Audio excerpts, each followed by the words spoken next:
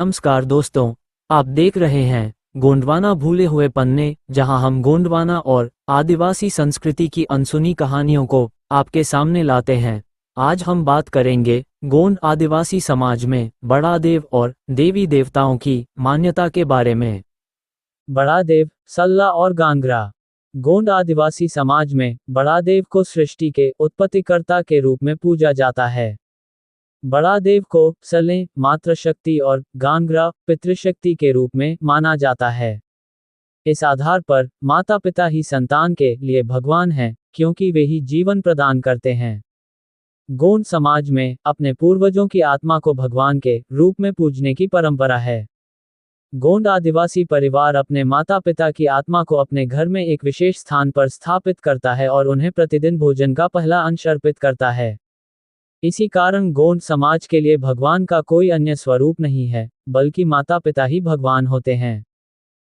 प्रकृति के तत्वों की पूजा। गोंड समाज का यह मानना है कि बड़ा देव द्वारा बनाई गई पूरी सृष्टि जल, थल, नभ, वायु, अग्नि, ग्रह, नक्षत्र, चराचर सभी जीवन का अभिन्न अंग हैं। इसलिए इन प्राकृतिक तत्वों की पूजा देव देवी के रूप में की जाती है। परिवार के देवी देवता। गोंड समाज में पूर्वजों की आत्मा को देवी देवता के रूप में पूजा जाता है। घर में एक विशेष कक्ष में पूर्वजों की आत्मा को स्थापित किया जाता है, जिसे देवालय या पेंठाना कहा जाता है। ये स्थान आमतौर पर परिवार के मुखिया के घर में होता है। गोंड समाज में यह मान्यता है कि माता पिता अपने जीवन में जैसे अपने परिवार की रक्षा करते हैं, वैसे ही मृत्यु के बाद भी उनकी आत्मा परिवार को सुरक्षा प्रदान करती है। गोंड समाज में प्रमुख देवी देवता। गोंड आदिवासी समाज में विभिन्न देवी देवताओं की पूजा की जाती है, जो जीवन के विभिन्न पहलुओं से जुड़े होते हैं।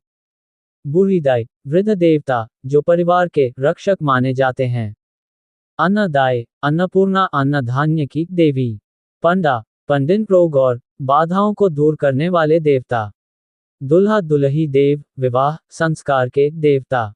सगा सेरमी, वैवाहिक संबंध स्थापित करने वाले देवता। नारायण देव, घर के मुख्य द्वार पर स्थापित देवता।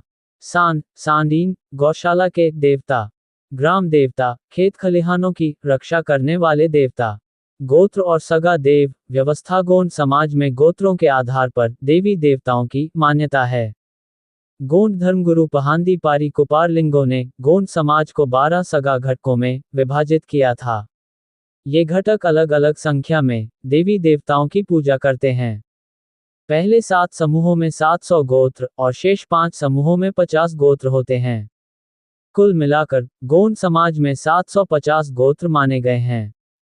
ये संख्या सल्ला गांगरा के प्रतीक के रूप में गोंड समाज के लिए शुभ मानी जाती है और इसे सुख समृद्धि का प्रतीक माना जाता है। गोंड आदिवासी समाज में धर्म, प्रकृति और पूर्वजों की पूजा का गहरा संबंध है। यहाँ भगवान कोई मूर्ति नहीं, बल्कि माता पिता और प्रकृति के तत्व हैं। ये परंपरा न केवल आध्यात्मिकता का प्रतीक है, बल्कि पारिवारिक और सामाजिक एकता का भी आधार है। अगर आपको ये जानकारी पसंद आई हो तो हमारे चैनल गोंडवाना भूले हुए पन्ने को सब्सक्राइब करें और वीडियो को लाइक और शेयर करें। अगली बार फिर मिलेंगे एक नई कहानी के साथ। धन्यवाद।